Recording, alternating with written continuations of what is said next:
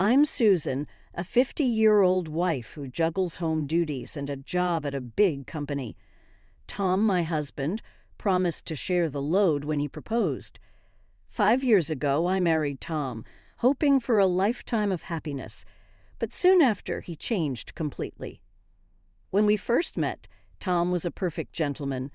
We hit it off at a party, chatting away happily. He even asked to meet up alone next time, leaving me feeling excited for more. When we started dating, I learned he had a son named Mike from his previous marriage.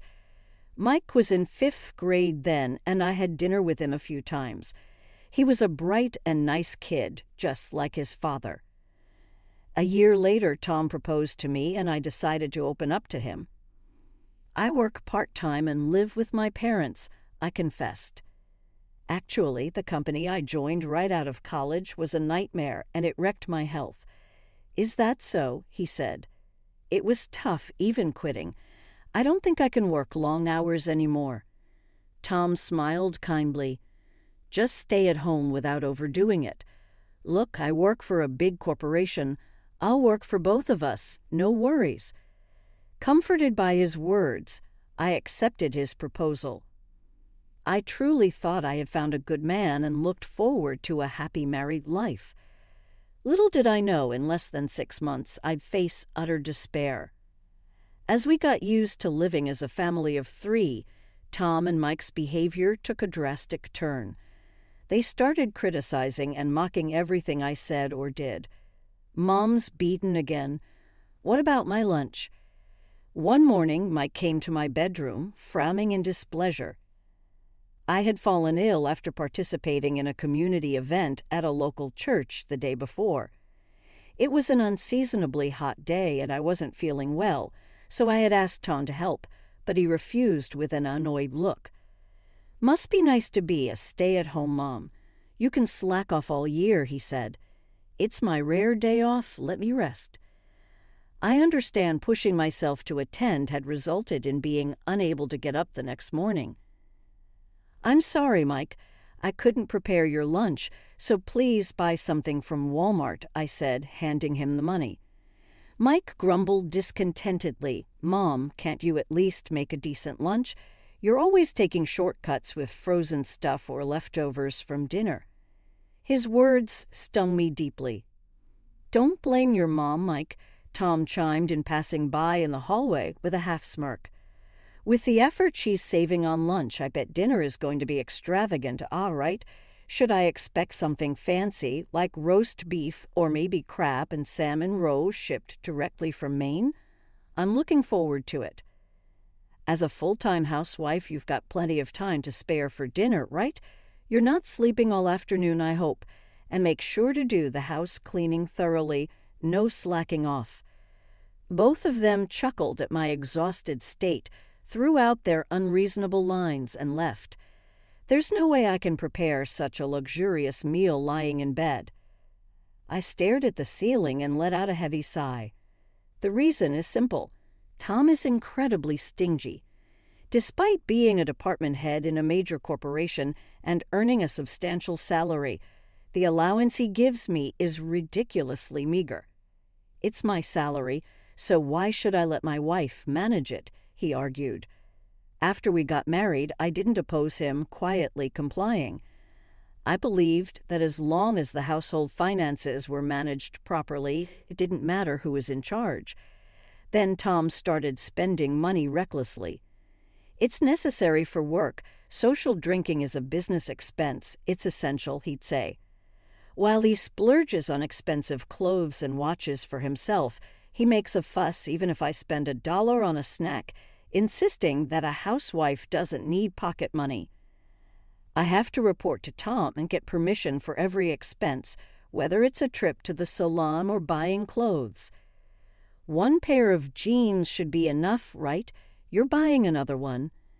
I need a warm one for winter. Fine, but buy it cheap. And I want to get a haircut. Can I go to the salon every 2 months to maintain my hairstyle? Huh? What's the point of you dressing up? Keep your long hair as it is. Then you only need a haircut every 6 months. I won't allow it. So I'm only allowed to buy cheap makeup from dollar stores. Even when I plead to change to better products because my skin is getting rough, he doesn't listen. Furthermore, the household budget he gives me is of the average. No wonder our nutrition is unbalanced.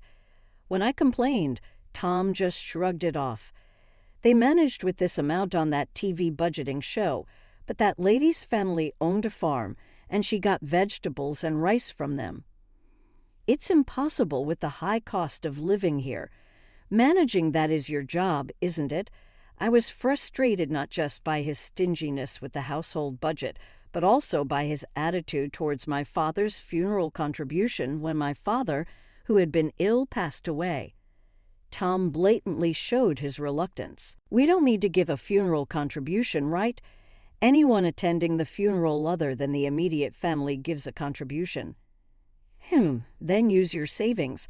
I'm not involved, he said to me, tears streaming and preparing for the funeral in my mourning clothes. His complete lack of consideration for me infuriated me. I don't intend to ask for your contribution, so don't worry. Good, but wait, do Mike and I really have to go? It's going to ruin our long weekend. Such a drag, really, Dad. I was planning to play a new video game. Though they complained, I never doubted they would attend. However, when Tom and Mike finally showed up late, they didn't greet my mother or relatives. My exhausted mother didn't have the energy to criticize them, but my relatives were furious. What's Tom thinking? It's too cold-hearted for his father-in-law's funeral, and Mike, after receiving so many gifts and money from your father. I apologized profusely to my relatives, feeling my affection for them rapidly cooling. Tom, in his stylish suits, and Mike, attending a prestigious private university, were popular in the neighborhood as a handsome father-son duo. But at home, they did nothing but spew verbal abuse at me. Instead of coming straight home after work or school, they'd wander around, returning with the scent of lipstick and perfume. While they did whatever they pleased, they treated me like a maid, demanding luxurious meals despite the meager food budget. Recently, when I served dishes made with chicken or pork, Mike and Tom would glare at me disdainfully and lash out. Don't you want to serve a good meal to a husband who's been working all day? If I get sick eating this poor man's food, how are you going to take responsibility? Call yourself a mother.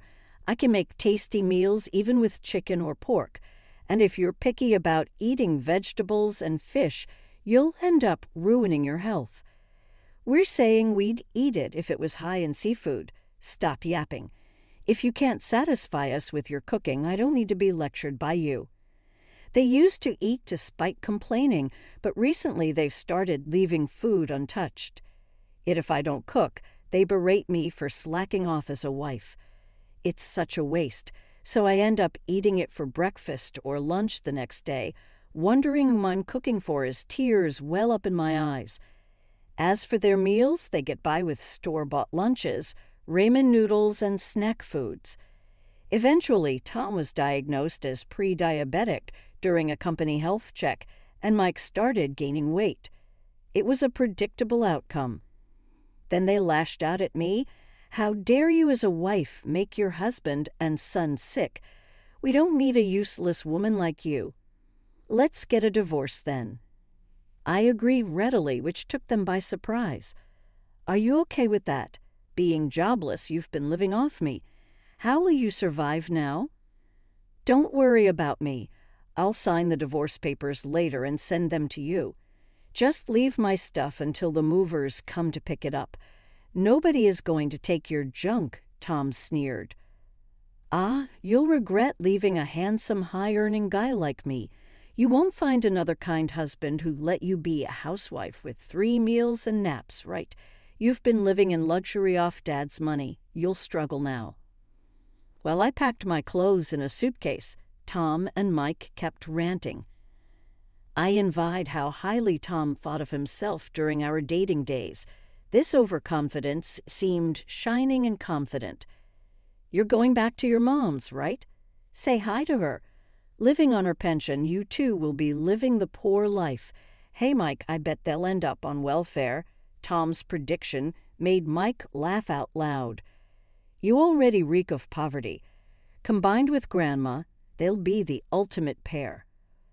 The recent funeral was so stingy it felt like poverty was seeping in. I thought the same. Call it a family funeral or poor man's funeral. I want a grand event. Mike got it, Dad, but for us, poverty's like a different world, with Dad in a major corporation and me at a prestigious university. I was boiling with anger at their audacity, but realized it was pointless to react and let it all slide. Returning home, I confided in my mom, who lowered her voice. I sensed something was off with Tom and Mike at the funeral, but I didn't want to intrude too much into my daughter's family.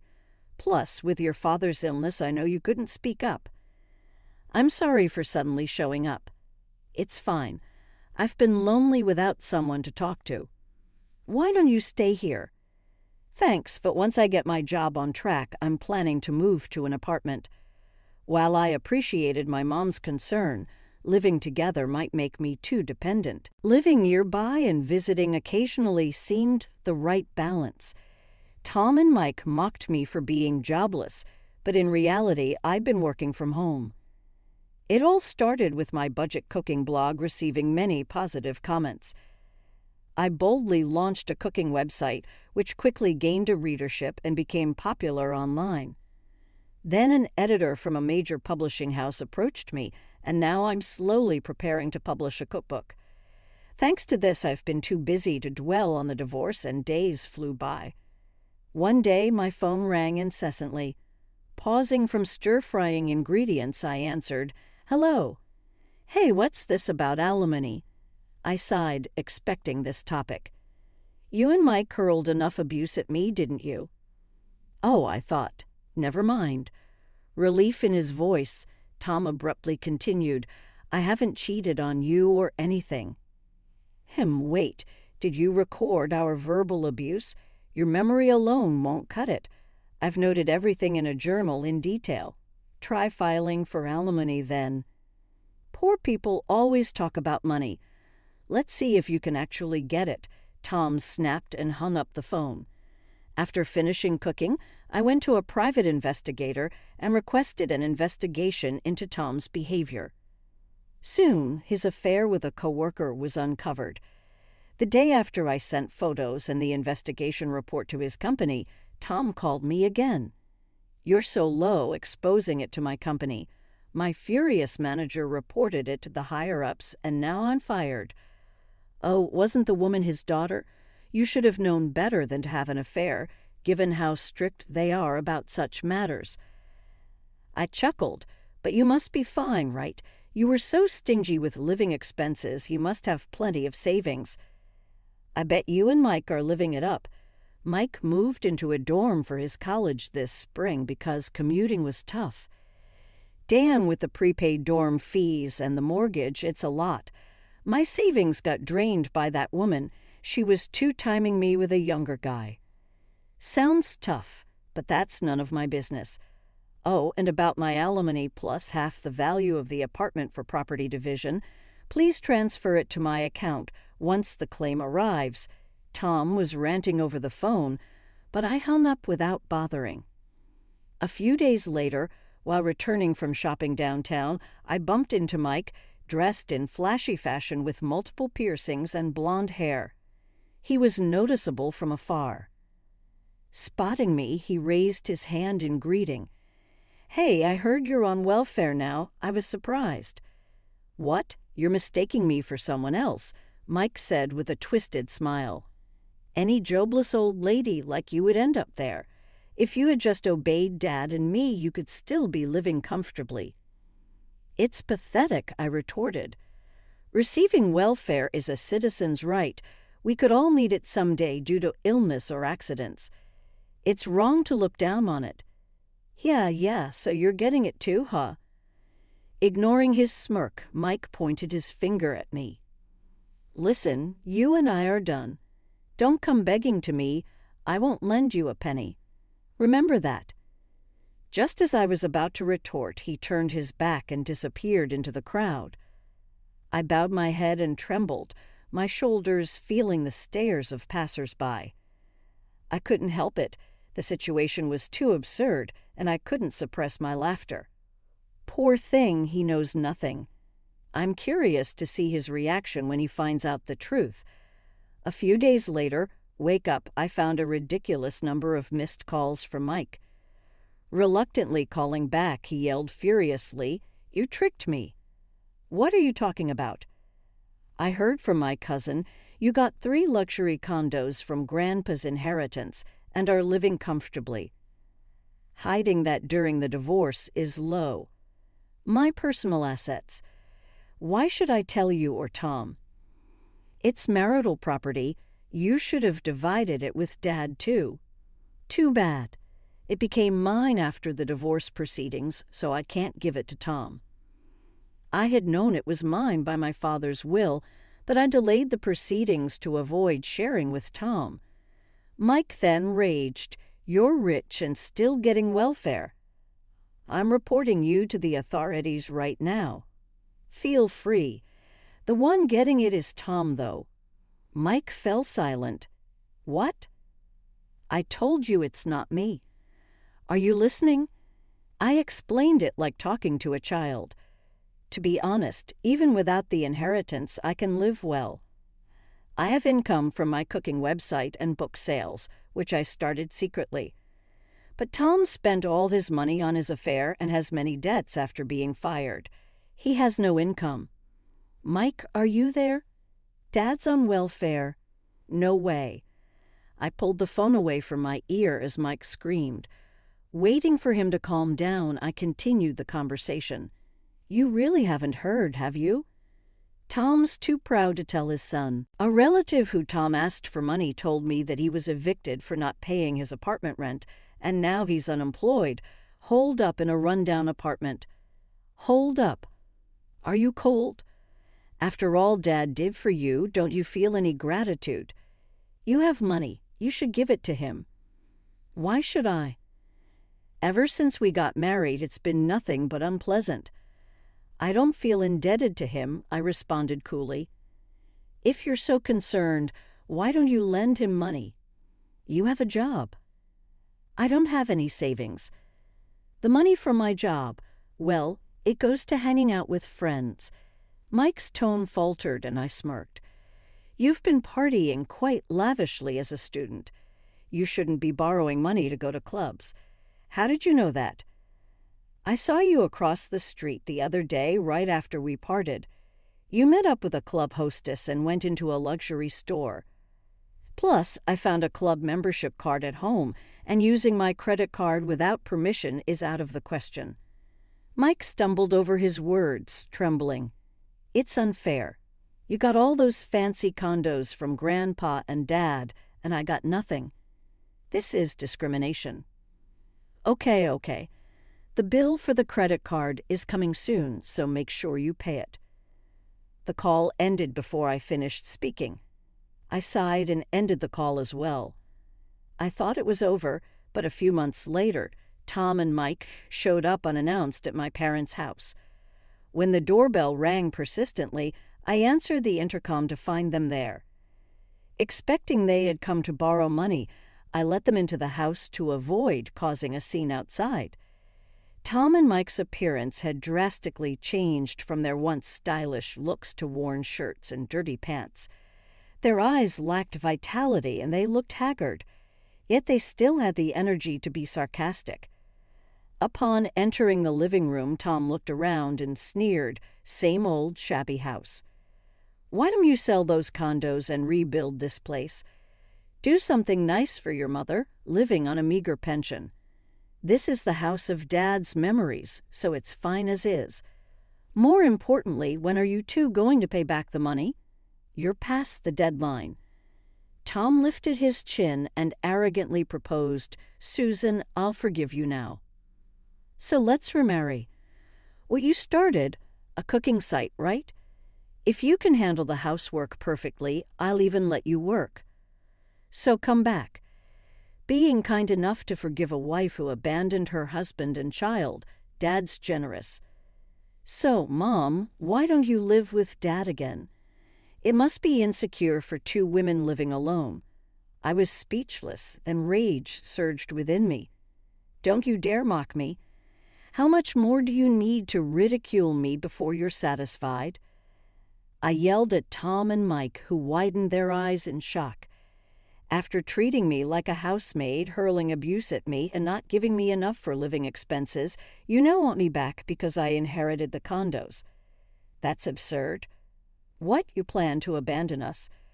Rich people really are stingy, knowing we're struggling for money yet still demanding payment. You're heartless. You were poor just a while ago. Don't get too full of yourself. As we were arguing, my mother returned from shopping. Immediately, Tom and Mike started fawning over her. Please lend us some money. We'll probably pay it back. And isn't it unfair that only Susan got her dad's inheritance? Give me one of those condos, too. Grandma, long time no see. How have you been? Please persuade Mom to remarry Dad. He doesn't want a divorce, but Mom's being stubborn. Surprised by Tom and Mike's sudden flattery, my mother's expression changed. After hearing their words, she put down her shopping bag on the refrigerator's floor and took a deep breath. So shameless, both of you. What do you mean, learn some shame? She exclaimed loudly. Tom and Mike were taken aback, understandably confused, as my mother usually spoke softly. She glared sharply at them and sternly said, I've heard everything about the divorce from Susan. How dare you show up here like this? Oh, come on, Susan's exaggerating. You should hear our side. Yeah, Grandma, Mom tends to lie quite a bit. I remember very well how you both behaved at my husband's funeral. My mother interrupted, continuing in a stern tone. You arrived late, didn't greet me or the relatives, and just yawned throughout the service. You left before the coffin was sent off. After behaving like that, you have the nerve to ask for his inheritance. She drove Tom and Mike to the entrance, glaring fiercely at them. We're strangers now. Don't you ever come here again. If you do, I'll call the police. She pushed them out, still in their socks, threw their shoes at their feet, and locked the door immediately. Eventually, Tom, who had been reluctant to pay me, transferred the money to my account, advised by his lawyer that a lawsuit would cost even more. However, since he hadn't found a job since being fired, his parents had to cover for him. After hearing about his situation from relatives, they visited my parents' home, apologizing for the trouble Tom caused. After giving up on finding a new job, Tom returned to his hometown under the pretext of helping out with his family's farm. However, the reason for his divorce became common knowledge throughout the village, and people, from little kids to the elderly, would point and laugh at him while he helped in his parents' fields. Ah, there's stingy Uncle Tom. Even with a degree from a prestigious university and a job at a big corporation, he's no good. If his wife leaves him because he's so rotten, the reason for his previous divorce was also his reckless spending. He'll never change. Being ridiculed by the folks in town is infuriating. Remar to show them up. I got so fed up with these persistent messages, but I blocked Tom's contact. His affair partner had already dumped him, as it seems the end of money meant the end of their relationship. I tracked down this affair partner using a private investigator and made sure they paid alimony properly. As for Mike, I made him reimburse the money he had recklessly spent using my credit card. Although he was enrolled in a prestigious university and was on track to follow in his father's footsteps as an elite, his constant skipping of classes to hang out led to him dropping too many credits and being expelled. His friends and girlfriends were concerned, but Mike's arrogant comments out of sheer bravado led to everyone turning their backs on him. Then there was a huge fight with Tom, who said, "You're my son, and you won't even help pay off my debts." Now they're apparently estranged. Mike lives alone in a small apartment, making ends meet with part-time jobs. Unable to freely buy things and having to cut down on living expenses despite having an income, he's subjected to daily sarcasm. But that's all in the past now, and I feel refreshed as my cooking website is doing well, and I'm about to publish a book. I've moved to the top floor of a high-rise condo, which is part of my father's inheritance. My mom is still healthy, but she's already 73. The high-rise is close to my childhood home, so it's perfect for quickly getting to my mom if anything happens. I'm planning a surprise spa trip for her upcoming birthday. Though my marriage was a failure, I want to continue to have a good